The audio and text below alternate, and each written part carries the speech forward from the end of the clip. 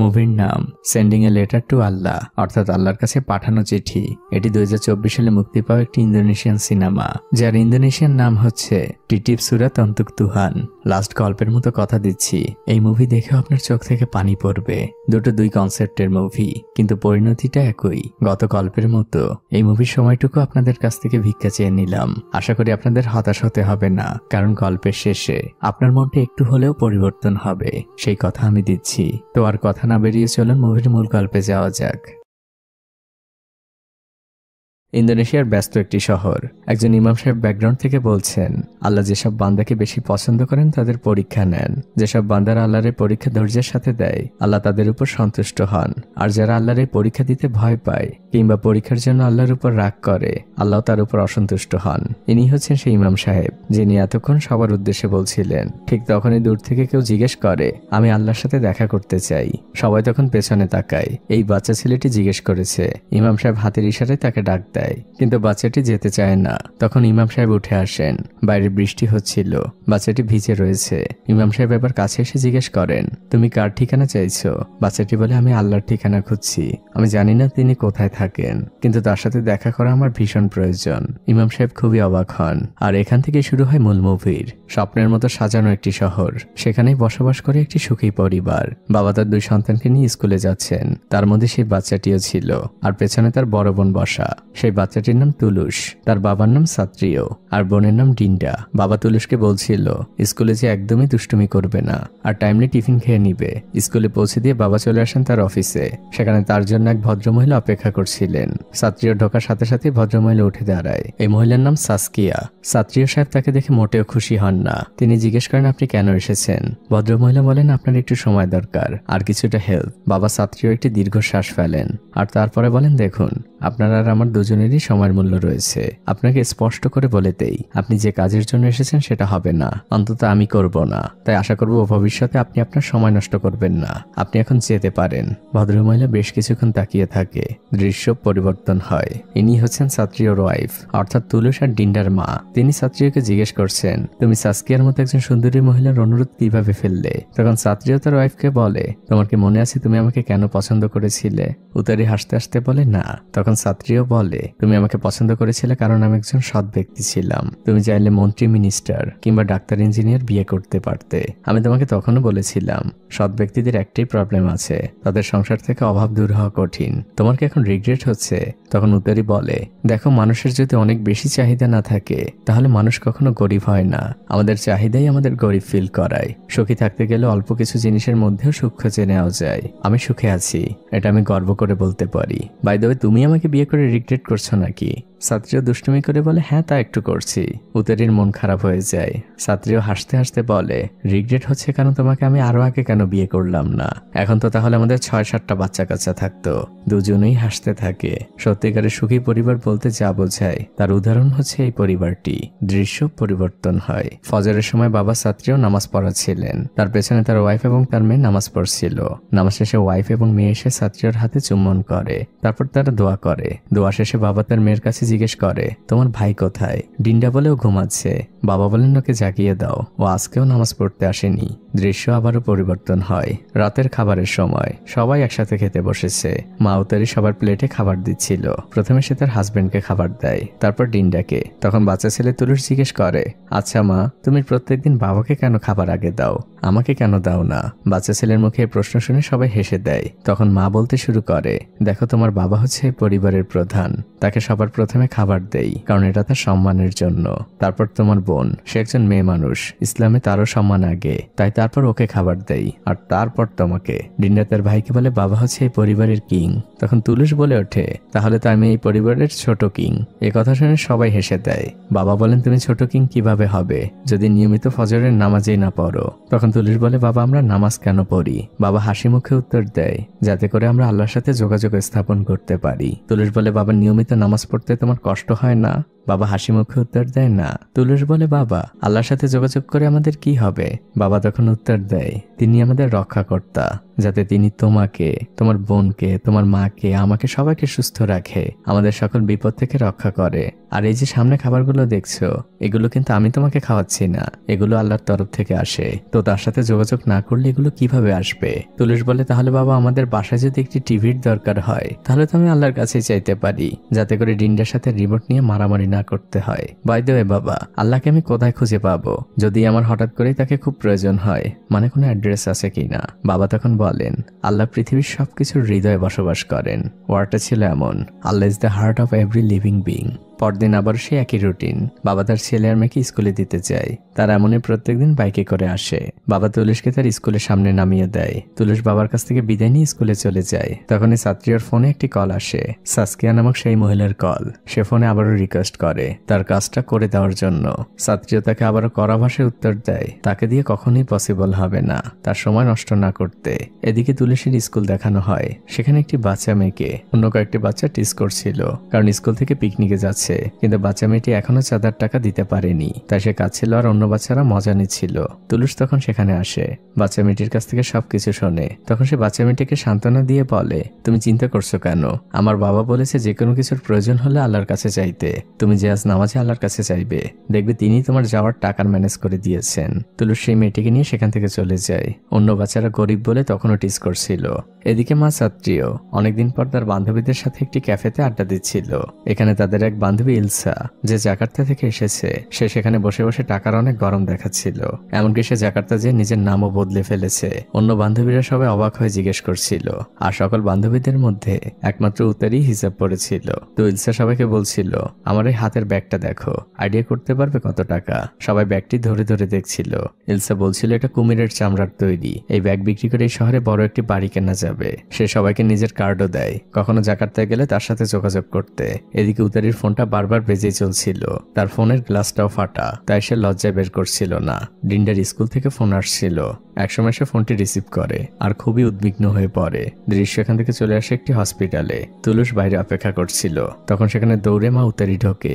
সে জিজ্ঞেস করে, তোমার বোনের কি হয়েছে? ডিন্ডা হসপিটালের বেডে শোয়া, পাশেই তার বাবা বসে আছে। মা উতারি খুবই উদ্বিগ্ন।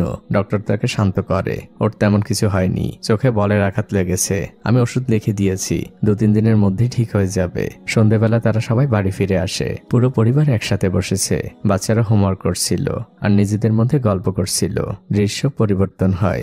আজ ভোরবেলা শুধুমাত্র বাবা ছাত্রী এবং মা উতারি নামাজ পড়ছে। ডিন্ডা অসুস্থ থাকায় ফজরের নামাজে যোগ দিতে পারেনি। তাই নামাজ শেষে বাবা তার ওয়াইফকে বলে, তুমি যে একটু ডিন্ডাকে দেখে আসো, ওর শরীরের কি অবস্থা। মা উতারি বাচ্চাদের রুমের দিকে যায়। ডিন্ডার তুলস পাশাপাশি বেডে ঘুমাচ্ছিল। মা যে ধীরে ধীরে ডিন্ডাকে ডাকছে, কিন্তু তার তেমন কোনো সাড়া শব্দ নেই। মা কিছুটা ভয় পান। তিনি বাইরে এসে তার স্বামীকে ডাকতে থাকেন। তখন বাবা ছাত্রীও দৌড়ে আসে। তিনি জানালার বাইরে দাঁড়িয়ে ডিন্ডা বলে ডাকতে থাকে। কিন্তু তারা দুজন যখন কাছে যায়, তারা দেখতে পায় ডিন্ডার চোখটা অনেকটাই ফুলে গিয়েছে, একদম লাল হয়ে আছে। ডিন্ডা ধীরে ধীরে চোখ খোলে, তার চোখ দিয়ে পানি পড়ছে।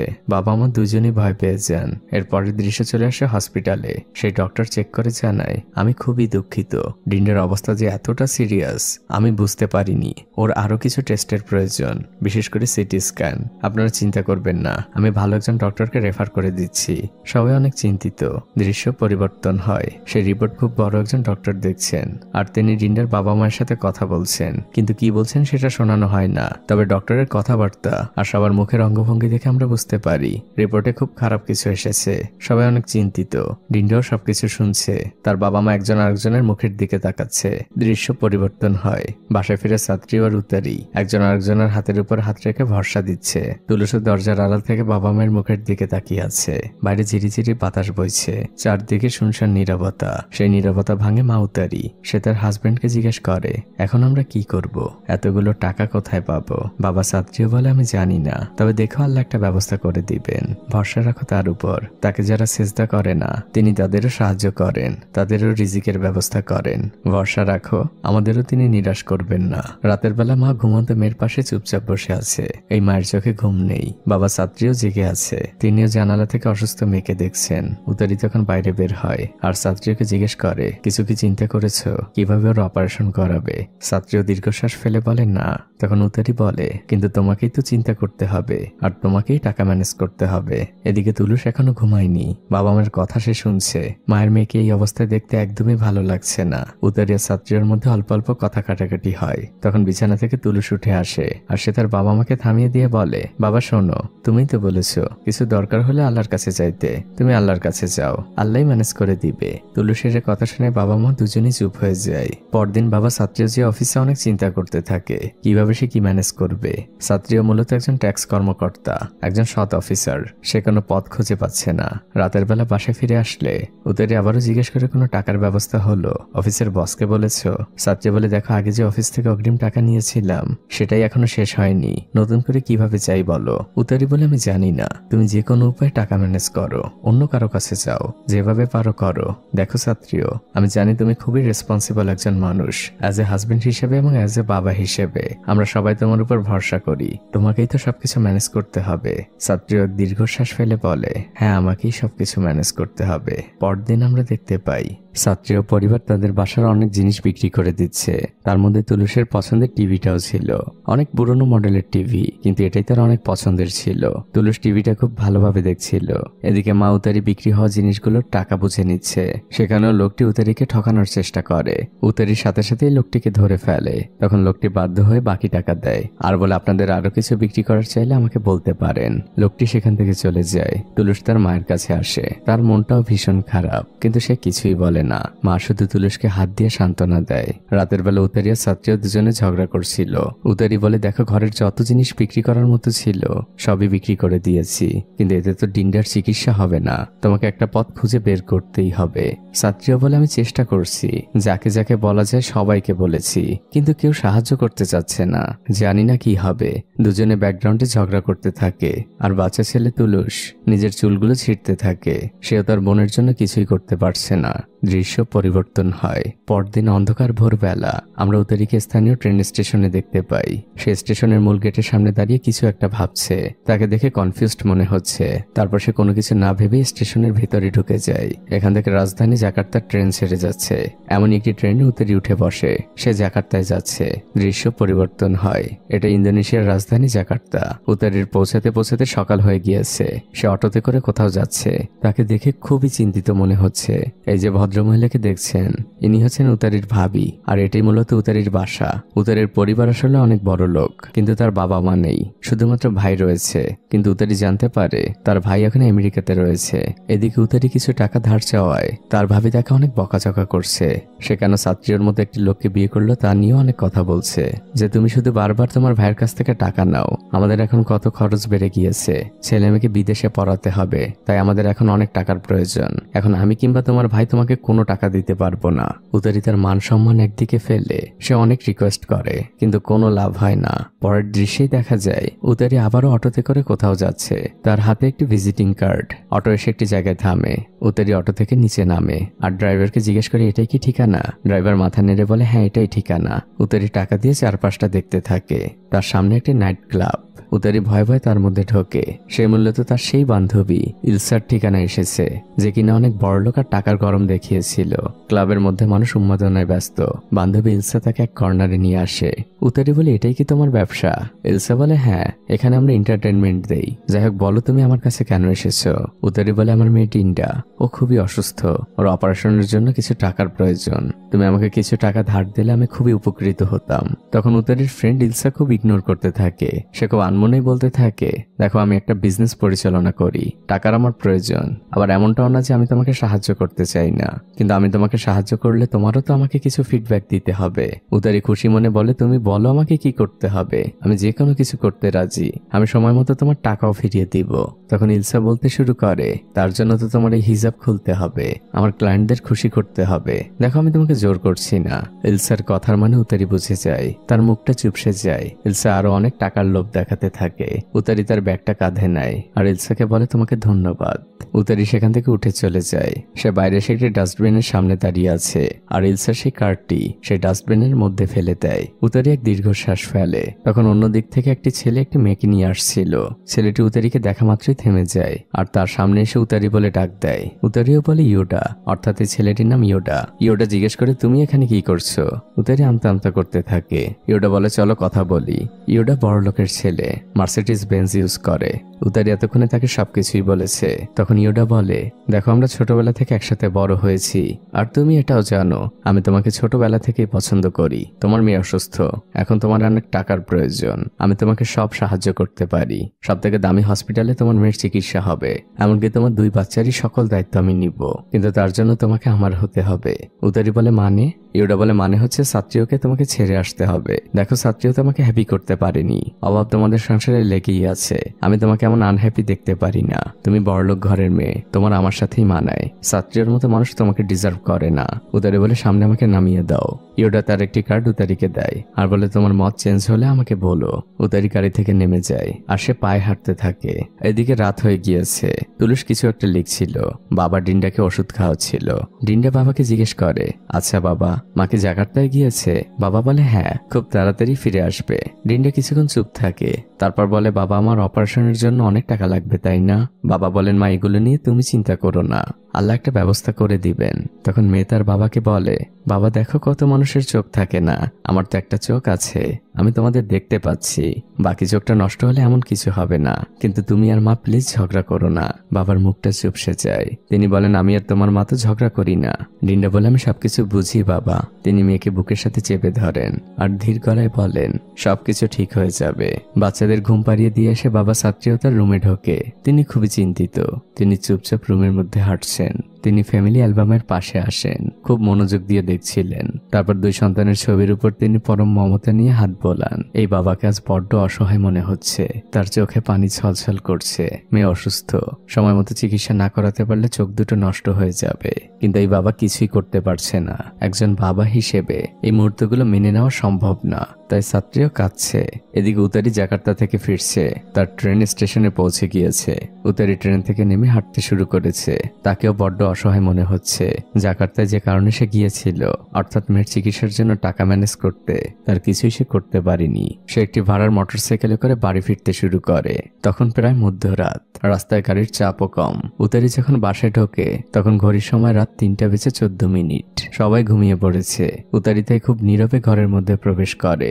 বাবা সাত্রিও সোফায় ঘুমিয়ে গিয়েছেন। উতারি তার বাচ্চাদের রুমে আসে। তিনি প্রথমে ডিন্ডার কাছে আসেন আর ঘুমন্ত মেয়ের কপালে চুমু দেন। তারপর তিনি তার ছেলে তুলসের কাছে আসেন। তুলসের গায়ে তিনি কম্বল টেনে দেন আর তার কপালেও চুমু দিয়ে দেয়। তখনই সাত্রিও পেছন থেকে এসে উতারিকে ডাক দেয় আর বলে আমি তোমার কাছে সরি, আমি তোমাকে স্টেশনে আনতে যেতে পারিনি। তা জাকার্তায় যে জন্য গিয়েছিলে কোনো কিছু হলো? উতারি বলে না। উতারি তার পরিবারকে ছোট করে না। সে বলে ভাইয়া ভাবি দুজনেই আমেরিকাতে, কারোর সাথে দেখা হয়নি। গার্ড বলল তাদের ফিরতে আরো বেশ কিছুদিন লাগবে। সাত্রিও তখন উদাস মনে বলে আমেরিকা, পৃথিবীটা কত আজব। যাদের টাকা আছে তারা আরো বেশি করে টাকার পেছনে ছুটে বেড়ায়। দৃশ্য পরিবর্তন হয়। উতারি আর সাত্রিও এসে শুয়ে পড়ে। সাত্রিও এতক্ষণে ঘুমিয়ে গিয়েছে, কিন্তু মা উতারির এখনো ঘুম আসছে না। সে বিছানার বাইরে এসে চিন্তা করতে থাকে সে তার মেয়ের চিকিৎসা কিভাবে করাবে। পরদিন সকালবেলা আমরা তুলুসকে দেখতে পাই। সে চুপচাপ বাসার সামনে বসে আছে আর সে চিন্তা করছে তার পরিবারটা কয়েকদিন আগেও কত সুখী ছিল। তারা একসাথে কত ঘুরতে যেত, একসাথে খেত আর মজা করত। কিন্তু হঠাৎই তার পরিবারটা যেন কেমন হয়ে গিয়েছে। বাবা মা ঝগড়া করে, বোনটা অসুস্থ, টাকাও ম্যানেজ হচ্ছে না। বাচ্চা ছেলে তুলুসও বা কি করবে? তারও তো টাকা ম্যানেজ করার কোনো উপায় নেই। এসবই সে চিন্তা করছিল। এরপর দৃশ্য চলে আসে তুলসীর স্কুলে। ম্যাডাম আজ তুলসদের বলছেন আজ তোমাদের চিঠি লেখা শিখাবো, কিভাবে কাউকে চিঠি পাঠাতে হয়। তোমরা সবাই একটি করে চিঠি লিখবে। সেটা হতে পারে তোমার বাবা মায়ের কাছে অথবা যে কারো কাছে। আর চিঠি লেখা শেষে তোমরা সেই চিঠি একটি খামে ভরবে আর তার উপর একটি স্ট্যাম্প লাগাবে। মনে রাখবে স্ট্যাম্প ছাড়া কিন্তু কোনো চিঠি তার সঠিক ঠিকানায় পৌঁছায় না। তুলুসও একটি চিঠি লিখেছে আর বাসায় ফিরে তাদের পুরনো চিঠির খামের মধ্যে থেকে সে খুঁজে একটি স্ট্যাম্প বের করে। খুব সাবধানে স্ট্যাম্পটি উঠায় সে। বাচ্চা ছেলের মুখে হাসি ফুটেছে। এবার স্ট্যাম্প খামের উপরে লাগাতে হবে, তাই সে তাদের কিছু রান্না করা ভাত নিয়ে আসে। এবার সেই ভাত দিয়ে স্ট্যাম্প লাগায় সে।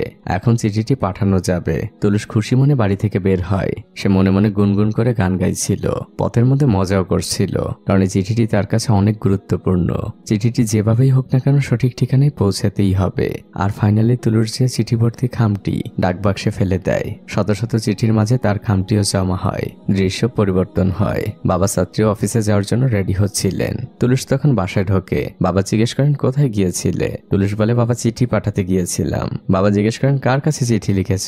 তুলুস তখন বলে, আল্লাহর কাছে লিখেছি বাবা। বাবা যেন মুহূর্তের মধ্যেই থমকে যান। তিনি তুলুসকে ডাক দেন আর ছেলেকে বুকের সাথে চেপে ধরেন। দৃশ্য পরিবর্তন হয়। এটাই ইন্দোনেশিয়ার ডাক বিভাগ। প্রতিদিন যেখানে হাজার হাজার পার্সেল আসে, জমা হয় লক্ষ লক্ষ চিঠি, আর পৌঁছে যায় গ্রাহকের ঠিকানায়। ডেলিভারি ম্যানরা সবকিছু গোছগাছ করছিল। এরই মধ্যে একজন ডেলিভারি ম্যানকে আমরা চিন্তিত দেখতে পাই। তার হাতে একটি চিঠি। অন্য একজন ডেলিভারি ম্যান জিজ্ঞেস করে, কি হয়েছে? তখন ওই ডেলিভারি ম্যান চিঠিটি দেখায়, যেখানে চিঠিটি পাঠানো হচ্ছে আল্লাহর কাছে, আর ঠিকানার জায়গায় লেখা আল্লাহ যেখানে থাকে সেখানে। এটা শুনে ওখানে থাকা সবাই খুবই হাসাহাসি করে, কিন্তু ওই ডেলিভারি ম্যানের মুখে কোনো হাসি নেই। তিনি খুবই চিন্তিত। দৃশ্য পরিবর্তন হয়। রাতের বেলা ওই ডেলিভারি ম্যানের ওয়াইফ এসে তাকে বলে, তুমি এখন ওই চিঠিটা নিয়ে পড়ে আছো, এই চিঠি তুমি বাসায় কেন নিয়ে আসলে? তখন ডেলিভারি ম্যান তার ওয়াইফকে বলে, দেখো আমার দায়িত্ব হচ্ছে চিঠিটি সঠিক ঠিকানায় পৌঁছে দেওয়া, এটা কিভাবে ফেলে আসি? তখন তার ওয়াইফ তাকে বলে, চিঠির ঠিকানা হচ্ছে আল্লাহ যেখানে থাকে সেখানে, আর চিঠিটি আল্লাহর জন্য লেখা। এমন ঠিকানা তুমি কোথায় পাবে? এক কাজ করো, তুমি এটা বাইরে ফেলে দাও। তখন ডেলিভারি ম্যান বলে, ছিছি এটা কি বলছো? এত বড় পাপের কথা বলো না। কোথায় তুমি আমাকে সাহায্য করবে, তা না তুমি আমাকে উল্টো টেনশন দিচ্ছ। লোকটি চিন্তা করতে থাকে যে কি করা যায়। দৃশ্য পরিবর্তন হয়। পরদিন সেই ডেলিভারি ম্যান আবার আজকের জন্য প্রস্তুতি নিচ্ছে সবকিছু ডেলিভারি করার জন্য। সেখানে যেমন পার্সেল ছিল তেমনই ছিল অনেকগুলো চিঠি। তিনি সবকিছু গুছিয়ে নেন আর তারপর বেরিয়ে পড়েন ডেলিভারি করার উদ্দেশ্যে। এদিকে আমরা তুলুসকে দেখতে পাই। সে বাসার সামনে বসেই অপেক্ষা করছে কখন আল্লাহ তাকে তার চিঠির উত্তর দিয়ে পাঠাবে। সে আল্লাহর চিঠির অপেক্ষায়। বাচ্চা ছেলের সময় যেন কাটছেই না। তখনই সে ডেলিভারি ম্যানটি পাশেরই অন্য একটি বাসায় ডেলিভারি করতে আসে। তুলুস তো ডেলিভারি ম্যান দেখে খুবই খুশি হয়ে যায়। সে ভাবে এই বুঝি তার চিঠির রিপ্লাই আসলো। বাচ্চা ছেলেটি আশা নিয়ে দৌড়ে যায়। সে ডেলিভারি ম্যানের ব্যাগটি ধরে দেখছিল। তখন লোকটি তুলুসকে জিজ্ঞেস করে, তোমার কি কিছু দরকার বাবা? তুলুস বলে, না আঙ্কেল। ডেলিভারি ম্যান চলে যায়। এরপর একে একে পৌঁছে দিতে থাকে পার্সেল, এক গন্তব্য থেকে আরেক গন্তব্য। ডেলিভারি ম্যান সারাদিন ছুটে চলে, আর এদিকে আমাদের তুলুস এখনো অপেক্ষা করেই যাচ্ছে। এভাবে সারাদিন ডেলিভারি করতে করতে ডেলিভারি ম্যান একটি ঠিকানায় পার্সেল ডেলিভারি করতে আসে। সেই বাসার কাজের মহিলা পার্সেলটি রিসিভ করে রাখে। ডেলিভারি ম্যান সেখান থেকে চলে যায়। এদিকে আমরা উতারিয়ার ছাত্রীকে দেখি। তারা ডক্টরের সাথে কথা বলছে। তারা আসলে ডিন্ডাকে বাসায় নিয়ে যেতে চাচ্ছে। তখন ডক্টর বলেন, দেখুন ডিন্ডার অবস্থা ভালো না, হসপিটাল তার জন্য বেটার অপশন, বাট আপনারা যদি বাসায় নিয়ে যেতে চান সেক্ষেত্রে আমি নিরুপায়। তবে খেয়াল রাখবেন ও যেন বাসা থেকে কোথাও বের না হয়, আর সবসময় ওর আশপাশেই থাকবেন। উতারিয়ার ছাত্রীও ডক্টরকে ধন্যবাদ দেয়। তারা দুজনেই আসলে নিরুপায়। টাকার জন্যই তারা ডিন্ডাকে হসপিটালে রাখতে পারছে না। এদিকে আমরা সেই ডেলিভারি ম্যানকে দেখতে পাই। তিনি আজ খুবই চিন্তিত, কিছু একটা খুঁজছেন। তার বন্ধুরাও হাসাহাসি করছে, কিরে কি নিয়ে এত ব্যস্ত তুমি? ডেলিভারি ম্যান তার ব্যাগ খুঁজছে, অনেকগুলো চিঠি বের করে। সে আসলে তুলসের সেই চিঠিটি খুঁজছে, কিন্তু কোথাও খুঁজে পাচ্ছে না। সে খুবই উদ্বিগ্ন। রাতের বেলা বাসায় ফিরেও সে খুঁজতে থাকে। সে তার ওয়াইফকেও চিৎকার করে বলে, তুমি কি চিঠিটি দেখেছো যেটা আমি গতকাল এনেছিলাম? তার ওয়াইফ এসে বলে, না, আমি তো ভেবেছি তুমি ওটা নিয়ে গিয়েছো। ডেলিভারি ম্যান চিঠিটি খুঁজতেই থাকে। তখন তার ওয়াইফ বলে, ওই চিঠির বিষয়টি এখন বাদ দাও। তখন ডেলিভারি ম্যান বলে, এটা তুমি কি বললে? এটা আমার রেসপন্সিবিলিটি। তখন তার ওয়াইফ তাচ্ছিল্য করে বলে, তাহলে তুমি ওই চিঠিটি আল্লাহর ঠিকানায় পৌঁছে দাও। ডেলিভারি ম্যান বলে, যদি ঠিকানায় নাও পৌঁছাতে পারি অ্যাটলিস্ট ফেরত তো দিতে পারবো। আমানতের তো আর খেয়ানত হবে না। ওই চিঠিটা আমার জন্য আমানত। লোকটির মন প্রচন্ড খারাপ হয়ে গিয়েছে। তিনি অনেক চিন্তায় পড়ে গিয়েছেন। ওই দিন রাতের বেলা তুলুসদের বাসার সামনে দুজন লোক এসে নক করতে থাকে। তখন তুলুসের বাবা দরজা খুলে দেয়। লোক দুটো একটি ব্রিফকেস হাতে দিয়ে বলে, এটা আপনার জন্য। তুলুসও তখন সেখানে আসে। বাবা ছাত্রীও জিজ্ঞেস করেন, এর মধ্যে কি রয়েছে? লোক দুজন বলে, আমরা জানি না, আমরা শুধুমাত্র ডেলিভারি ম্যান, দয়া করে আপনি গ্রহণ করুন। তুলুস তখন ব্রিফকেসটি নিয়ে দৌড় দেয়। বাবা তাকে নিষেধ করে। লোক দুটো সেখান থেকে চলে যায়। তুলুস এই ব্যাগ নিয়ে খুবই আগ্রহী। বাবা এসে তুলুসের সাথে ব্যাগটি খোলে, আর আমরা দেখতে পাই পুরো ব্যাগ ভর্তি টাকা, অনেকগুলো বান্ডিলে সাজানো। তুলুসও চিৎকার করে ওঠে। সে তার মাকে ডাকতে থাকে, মা দেখে যাও কতগুলো টাকা। কিন্তু বাবা সাত্রিয়ার মুখটা চুপসে গিয়েছে। মা উত্তরি এতক্ষণে দৌড়ে আসেন। তুলুস টাকাগুলো ধরছিল। বাবা ধমক দিয়ে তাকে রাখতে বলে যে বাবা এগুলো আমাদের টাকা না। তুলুস বলে কিন্তু বাবা আমি তো টাকার জন্য আল্লাহর কাছে চিঠি লিখেছি, তিনিই হয়তো পাঠিয়েছেন। বাবা সান্ত্বনা দিয়ে বলেন না বাবা, এটা ভুলক্রমে অন্যের টাকা আমাদের কাছে এসেছে, আল্লাহ পাঠাননি, তুমি টাকাগুলো রেখে দাও। তখন ওয়াইফ সাত্রিয়া বলে আমরা তো টাকাগুলো ধার হিসাবে ইউজ করতে পারি, ডিন্ডার চিকিৎসা করাতে পারি, পরে না হয় ফেরত দিয়ে দিব। তখন সাত্রিয়া বলে তুমি কি আমাকে আমানতের খেয়ানত করতে বলছো? উতারি বলে আমাদের মেয়ের অবস্থা ভালো না, ওর অপারেশনটা এখনই প্রয়োজন। বাবা সাত্রিয়া বলে আমি পারবো না, আমি এর অরিজিনাল মালিককে খুঁজে বের করব আর তাকে ফিরিয়ে দিব। উতারি তখন অনেক ক্ষেপে যায়, বলতে থাকে আমার মেয়েটার কি হবে? তুমি নিজে তো ম্যানেজ করতে পারছো না, কোনোভাবে ম্যানেজ হলে সেটাও নিচ্ছ না, তুমি আসলে কি চাও? তুমি আমাদের কাউকে ভালোই বাসো না। বাবার মুখটা চুপসে যায়। তারপরও তিনি এই একটি কথাই বলেন, আমি আমানতের খেয়ানত করতে পারবো না। এটা বলে তিনি সেখান থেকে চলে যান। উতারির মনটাও ভীষণ খারাপ হয়ে যায়। তিনি বসে বসে কাঁদতে থাকেন। সকালবেলা তুলুস আবারও বাসা থেকে বের হয়। এই বয়স্ক লোক হচ্ছে তুলুসদেরই প্রতিবেশী। তিনি তার পাখির সাথে কথা বলছিলেন। তখন সেখানে তুলুস আসে। লোকটি জিজ্ঞেস করে তুমি এখানে কি করছো? তুলুস বলে আমি দেওয়ালের উপরে উঠে বসেছি যাতে দূর থেকে ডেলিভারি ম্যানকে দেখতে পারি, আমার একটি চিঠি আসবে। লোকটি জিজ্ঞেস করে কিসের চিঠি? তুমি কি কাউকে চিঠি লিখেছো? কার কাছে লিখেছো? আর কার চিঠি আসার অপেক্ষা করছো? তখন বাচ্চা ছেলে তুলুস বলে আল্লাহর কাছে চিঠি লিখেছি আর তারই উত্তরের আশায় আছি। লোকটি খুবই অবাক হয়ে যায়। এদিকে তুলুসের মা পেছন থেকে ডাকছেন। তুলুস সকালে নাস্তা এখনো করেনি। তুলুস বলে মা আমার পেট ভরা, আমি পরে খাবো। তখন সেই প্রতিবেশী লোকটি তুলুসকে ডাক দেয়, তার জন্য নাস্তাও নিয়ে আসে। সে এবার তুলুসকে বলতে থাকে দেখো পৃথিবীতে সৃষ্টিকর্তা একজনই আর তার কোটি কোটি ফলোয়ার, তিনি অবশ্যই তোমার চিঠির উত্তর দিবেন। তুলুস বলে আঙ্কেল আপনিও বললেন, তার মানে আপনি আমাকে প্রমিস করছেন? লোকটির চোখগুলো বড় বড় হয়ে যায়। আর এরপরে চলে আসে মুভির সেই প্রথম দৃশ্য।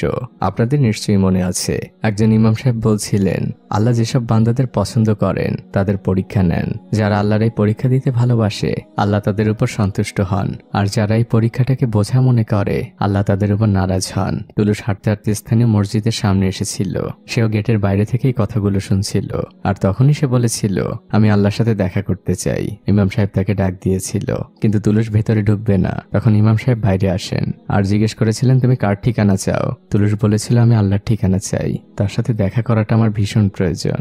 বাচ্চা ছেলেটির কথা শুনে পরিবেশটা একদম নিস্তব্ধ হয়ে যায়। দৃশ্য পরিবর্তন হয়। তুলুস এখনো বৃষ্টির মধ্যে হাঁটছে। সে সিঁড়ি বেয়ে একটু উঁচু জায়গায় ওঠে, কারণ তার মনে পড়ে গিয়েছে তার বন্ধুদের কথা। তার বন্ধু বলেছিল আরে তুই যদি আল্লাহর সাথে দেখা করতে চাস তাহলে তো তোকে আগে মরতে হবে। তুলুস সেই কথাই চিন্তা করছে।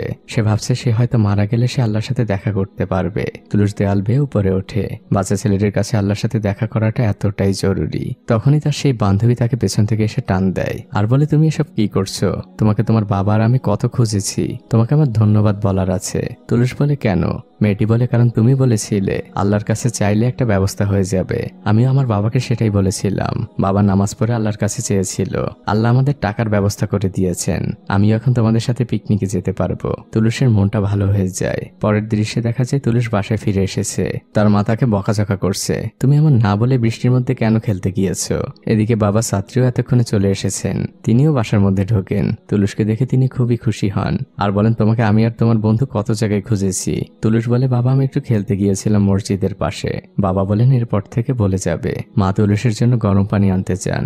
দৃশ্য পরিবর্তন হয়। তুলুস চুপচাপ বসে আছে। মা চারপাশটা পরিষ্কার করছিলেন। তিনি বুঝতে পারেন তার ছেলের মন খারাপ। তিনি যেও তুলুসের পাশে বসেন আর ঠিক তুলুস যা যা করছিল মা উতারিও তাই তাই করছিল। তুলুস একবার মুখ এভাবে ধরে, মা ওভাবে ধরেন। তখন তুলুস প্রশ্ন করে মা তুমি আমাকে কপি কেন করছো? মা বলেন কারণ আমি বুঝতে পারছি আমার ছেলেটার মন খারাপ। কি হয়েছে বাবা তোমার? তুলুস বলে মা আপু কবে সুস্থ হবে? ওর অপারেশনে কি অনেক টাকা লাগবে? আমি আপুকে অনেক মিস করি। ও সারাদিন ঘরের মধ্যে থাকে, বের হতে পারে না। আমারও কোনো খেলার সাথী নেই। ডিন্ডার জন্য আমার খুব কষ্ট হয় মা। মা তার ছেলের হাত ধরে সান্ত্বনা দেন আর বলেন সবকিছু ঠিক হয়ে যাবে, চলো এখন বাসার ভেতরে যাই। এদিকে আমরা ডিন্ডাকে দেখতে পাই। সে পানি খাওয়ার জন্য হাঁটছে আর সে তার মা তুলুসকে ডাকছে, কিন্তু কারো কোনো সারা শব্দ নেই। আর ঠিক তখনই মাথা ঘুরে ডিন্ডা মেঝেতে পড়ে যায়। মার ছেলে হাসতে হাসতেই ঘরে ঢোকে, আর ডিন্ডার এই অবস্থা দেখে তারা দুজনে একদম নিস্তব্ধ হয়ে যায়। তুলস দৌড়ে বোনের কাছে যায়, তার পিছু পিছু তার মাও। মা যে জিজ্ঞেস করেন, ডিন্ডা মা তোর কি হয়েছে, চোখ খোল, কথা বল। উতারি অনেক উদ্বিগ্ন হয়ে পড়েছে। আর এর পরের দৃশ্যটা চলে আসে হসপিটালে। ডক্টর উতারিয়া সাত্রিয়ার সাথে কথা বলছে। ডক্টর বলেন, দেখুন ডিন্ডার অবস্থা মোটেও ভালো না, ওকে এক্ষুনি জাকার্তায় নিয়ে যেতে হবে, ভালো হসপিটালে ভর্তি করতে হবে, সেখানে উন্নত চিকিৎসা রয়েছে। ওর বর্তমান যে অবস্থা, হয়তো খুব অল্প সময়ের মধ্যে অপারেশন না করাতে পারলে দুটো চোখই হারাতে হবে। এ কথা বলে ডক্টর চলে যান। উতারি কাঁদতে শুরু করে। তারা দৌড়ে মেয়ের কাছে আসে আর জিজ্ঞেস করে, মা তোর অনেক কষ্ট হচ্ছে তাই না? ডিন্ডা কাঁদছে আর বলছে, মা অনেক ব্যথা। এরপর দৃশ্য চলে আসে বাড়িতে। তুলস তার বোনকে পাশে বসে সান্ত্বনা দিচ্ছে, কিন্তু বোন ডিন্ডা কান্না করতে করতে বলছে, আমি আর এই ব্যথা সহ্য করতে পারছি না। মা এসেও তার মেয়ের পাশে বসেন। তিনিও ডিন্ডাকে শান্ত করার চেষ্টা করেন, বলেন, মা একটু ধৈর্য ধর, আল্লাহ সব ঠিক করে দিবেন। বাবা সাত্রিও দরজার বাইরে দাঁড়িয়ে আছে। তিনিও তার অসহায় মেয়ের দিকে তাকিয়ে আছেন, কিন্তু তার মেয়ের থেকেও নিজেকে বেশি অসহায় মনে হচ্ছে আজ। বড্ড নিরুপায় তিনি। সবার চোখ যায় সাত্রিয়র দিকে। সাত্রিয়া তখন দরজার কাছ থেকে সরে যায়। মা উতারি উঠে বাইরে আসেন, আর তিনি তার হাজবেন্ড সাত্রিয়র উদ্দেশ্যে বলতে থাকেন, এনাফ ইজ এনাফ, অনেক হয়েছে। আমি আল্লাহর কাছে বারবার দোয়া করেছি যেন ডিন্ডার পেইনটা তিনি আমাকে দিয়ে দেন। আর কি করার আছে আমার বলো? আমরা এখন জানি ওই টাকাগুলো সাসকিয়া নামক মহিলাটির, তো ওনার কাছ থেকে আমরা টাকাগুলো খরচ করি, পরবর্তীতে না হয় ফেরত দিয়ে দিব। বাবা সাত্রিও তার ছেলের হাসি দিয়ে বলেন, বিষয়টা এমন না, তার টাকাগুলো আমাকে ইউজ করতে হলে আমাকে অসৎ কাজ করতে হবে, তার ট্যাক্স কমিয়ে দিতে হবে। যে ট্যাক্সের টাকাই গভর্নমেন্ট চলে, আমার একটি কাজের জন্য সরকার ট্যাক্স থেকে বঞ্চিত হবে, আর আমার বেতনের টাকাগুলো হারাম হয়ে যাবে। মাউতারি বলে, এই ট্যাক্সের টাকার জন্য কার কি আসে যায়? তুমি সাধারণ মানুষের কথা জিজ্ঞেস করছো। সাধারণ মানুষ তো আমার মেয়ের চিকিৎসা করাচ্ছে না, আমার মেয়ের ওষুধ কেনার জন্য টাকাও দিচ্ছে না, আর আমরা তো টাকাগুলো একবারে নিয়ে নিচ্ছি না, পরবর্তীতে শোধ করে দিব। বাবা সাত্রিয়া বলে, একবারও কি চিন্তা করে দেখেছো এই হারামের টাকা যদি আমার মেয়ের চিকিৎসা হয় সেটা কি ওর জন্য ভালো হবে? মাউতারি কিছু বলতে পারেন না, তিনি রাগ করে ভিতরে চলে যান। সাত্রিয়া তার কাছে আসে, তারপর ধীরে তার সামনে বসে আর বলে, দেখো আমিও চাই আমার মেয়েটা সুস্থ হোক। তোমার নিজের কাছে তো ফেলিয়ার মনে হচ্ছে, কিন্তু আমার অবস্থাটা আরো কঠিন, আমার ভিতরের অপরাধ বোধটা আরো বেশি, কারণ আমিও তো আমার মেয়েকে ভালোবাসি। তোমাকে একটা কথা বলা হয়নি, তুমি যখন জাকার্তায় গিয়েছিলে ডিন্ডা আমাকে কি বলেছিল জানো? বলেছিল, বাবা আমার একটা চোখ নষ্ট হলে কি হবে, আর একটা চোখ তো আছে, কিন্তু তুমি আর মা প্লিজ ঝগড়া করো না, তোমাদের ঝগড়া দেখলে আমার বড্ড কষ্ট হয়। তুমি বুঝতে পারছো আমাদের মেয়ে কতটা শক্ত, সে তার একটি চোখ থাকবে না বলেই ধরে নিয়েছে। তো সেই ডিন্ডা যখন সুস্থ হয়ে জানতে পারবে তার চিকিৎসার টাকা কোথা থেকে এসেছে, তখন আমরা তাকে কি উত্তর দিব? উতের এই কথাগুলো শুনতে শুনতে অনেক কাঁদছিল। এবার সে চোখের পানি মুছতে মুছতে বলে, ওর তখন প্রাউড ফিল হবে। ও মনে করবে ওর বাবা মা ওকে সুস্থ করার জন্য সর্বোচ্চটুকু করেছে, কিন্তু আজ যদি না করি আর ও যদি চিরদিনের জন্য চোখ হারিয়ে ফেলে, তাহলে মনে করবে ওর বাবা মায়ের সামনে সুযোগ ছিল, কিন্তু তারপরও তারা শেষ সুযোগটি নেয়নি। তখন সাত্রিয়া বলে, তুমি এটা কি বললে? আমি তুলুসকে ভালোবাসি, ডিন্ডাকে ভালোবাসি, তোমাকে ভালোবাসি। এই পৃথিবীতে আমার পরিবারের থেকে বেশি ইম্পর্টেন্ট আমার কাছে কিছু নেই। আমার প্রত্যেকটা নিঃশ্বাস আমি ব্যয় করি তোমাদের সুখের জন্য, কিন্তু এটা ভুলে যেও না, তোমাদেরও যেমন ভালোবাসি আমি আমার সৃষ্টিকর্তা আল্লাহকেও ভালোবাসি, তার নির্দেশনাও আমাকে মানতে হবে, আমি এর বাইরে যেতে পারবো না। সাত্রি উঠে এসে উতারির হাত ধরে বলে, আমি খুবই দুঃখিত, আমার জন্য তোমাদের অনেক কষ্ট হচ্ছে। আচ্ছা উতারি, এখন কি তোমার আফসোস হচ্ছে আমাকে বিয়ে করে? উতারি কোনো উত্তর দেয় না, সে চোখের পানি মুছতে মুছতে সেখান থেকে উঠে চলে যায়। বাবা সাত্রিও সেখানে চুপচাপ বসে থাকেন। দৃশ্য পরিবর্তন হয়। সাত্রিও সে টাকার ব্যাগটি খোলে, সেখানে বান্ডিলে বান্ডিলে টাকা। তিনি টাকাগুলো উল্টে দেখছিলেন আর মনে মনে নিজেকে বলছিলেন, হে মহান রব, আমার এখন কি করা উচিত? আমার মেয়েটা বড্ড অসুস্থ, তুমি আমাকে সঠিক পথ দেখাও। অন্যদিকে উতারির মনে পড়ে যায় তার ছোটবেলার সেই বন্ধুর কথা।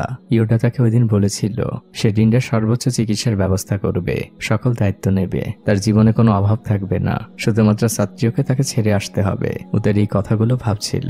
এদিকে বাবা সাত্রিও এতক্ষণে সে টাকার ব্যাগটি নিয়ে বেরিয়ে পড়েছে।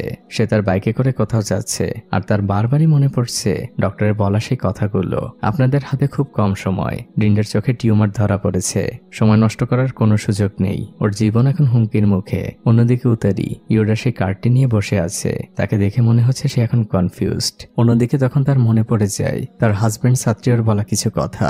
সাত্রিওকে সেদিন উতারি প্রশ্ন করেছিল, আচ্ছা তোমার কাছে ভালোবাসার সংজ্ঞা কি? সাত্রিওর উত্তরটা ছিল এমন, অনেক কঠিন একটি প্রশ্ন করলে ভালোবাসা আসলে কঠিন একটি জিনিস, মোটেও সহজ না, কাউকে ভালোবাসলে নিঃস্বার্থভাবে ভালোবাসতে হয়। তুমি যদি কাউকে ভালোবাসো কোনো কিছু পাবার আশায়, তাহলে তুমি তাকে ভালোই বাসো না। আর সব থেকে বড় কথা হচ্ছে, ভালোবাসায় কষ্ট বেশি। পৃথিবীতে এমন উদাহরণ খুব কম পাওয়া যাবে যে কেউ কাউকে সত্যিকারের ভালোবেসেছে কিন্তু তাকে কষ্ট করতে হয়নি। সাত্রিয়ার দেওয়াই উত্তরে উতারি সেদিন বেশ খুশি হয়েছিল। সেদিনের কথাগুলো মনে করে উতারি কান্না করে দেয়। এদিকে আমরা সাত্রিয়াকে দেখতে পাই। সে সাসকিয়ার ড্রয়িং রুমে বসে অপেক্ষা করছে। কিছুক্ষণের মধ্যে সাসকিয়া সেখানে আসে। সাত্রিয়া তাকে সালাম দেয়। সাসকিয়া খুব ধীরে ধীরে বসে আর চাপা কণ্ঠে বলতে থাকে, আপনি এসেছেন দেখে আমি খুশি হয়েছি। তা কি চিন্তা করলেন? আমাকে আপনি সাহায্য করবেন? সাত্রিয়া কিছুই বলে না। সে টাকার ব্যাগটা এগিয়ে দেয় আর বলে, এর মধ্যে আপনার সকল টাকা রয়েছে, 1 টাকাও কম নেই, চাইলে গুনে নিতে পারেন। সাসকিয়া একটি দীর্ঘশ্বাস ফেলে, তারপর টাকার ব্যাগটি আটকিয়ে দেয় আর বলে, মিস্টার সাত্রিয়া, আমার মনে হয় না এখন আপনার এমনটা করা উচিত হচ্ছে। আপনার মেয়ে অসুস্থ, আপনার এই টাকাগুলো ভীষণ প্রয়োজন। ওই দিন আপনারা যখন হসপিটাল থেকে বের হচ্ছিলেন, আমি তখন সেই হসপিটালেই ছিলাম। আপনার মেয়ের বিষয়ে সকল কিছু জেনেছি। ওর ট্রিটমেন্টে অনেক টাকার প্রয়োজন, আর আমার মনে হয় আমি আপনাকে যত টাকা দিয়েছি সেটা মোর দ্যান এনাফ। এমনকি ওর ট্রিটমেন্ট করিয়েও আপনার দিন ভালোভাবেই চলে যাবে। আপনি কেমন বাবা? আপনার টাকার এত প্রয়োজন, আর এখনো আপনি আপনার ইগো নিয়ে আছেন। টাকাগুলো আপনি রাখুন, যাতে করে আপনি এবং আমি দুজনেই আমাদের প্রবলেম থেকে মুক্তি পাই। সাত্রিয়া তখন বলে, আপনার কি মনে হয় হারামের টাকা দিয়ে আমি আমার সন্তানের চিকিৎসা করাবো? কখনোই না। দেখুন, আমি মিথ্যে বলতে পারবো না আমার নিজের কাছে, আমার দায়িত্বের কাছে, আর সব থেকে বড় কথা আল্লাহর কাছে। ভালো থাকবেন আপনি। আমার মেয়ের ভাগ্যে যা হবার হবে।